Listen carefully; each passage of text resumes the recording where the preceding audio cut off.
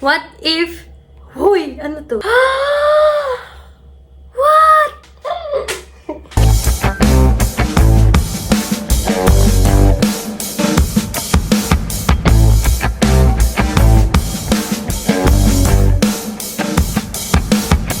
Hi guys, Ate Kate here, and for today's video, we're gonna read another diary entry from September 16, 2021. Yee! Meron pa dito nakalagay na oras sa 10:14 p.m. Wow!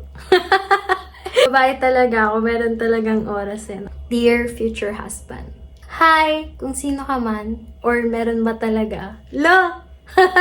Ako nga pala si Mariah Kate. I know, kilala mo na ako. Hehehe. I hope you're doing okay.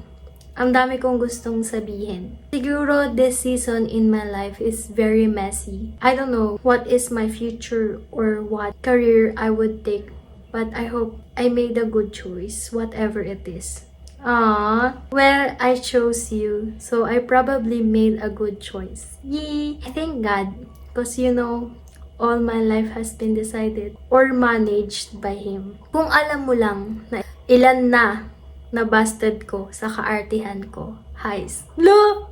Haba na hair mo, te. I have attitude problems. Lo! Hirap nang i-reset lahat.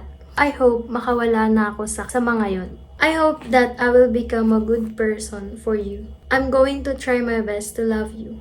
I will do my best ngayon pa lang to be the right person for you. I may have bad experiences sa past ko. I want you to leave it all behind. All of our past, I mean. Open a new full book with you. Buhay mag-asawa. La! 21 ka pa lang, be. Ano na iniisip ko dito? Buhay mag-asawa, buhay anak, buhay matanda na. I want to experience it all with you. I probably love you so much if I'm showing this to you now. Kasi sure na ako sa'yo. Never been so sure in my love life. Haha. Never walk away. Sa ngayon, di ko sure kung magkakajowa pa ako. La! Well, I've dated you, so I hope it will be fun and full of doki-dokis. Super focused sa study and church ako now and anime. Hahaha, lol. I will be sad kung di ko to mapabasa kahit kanino. Haha, saep.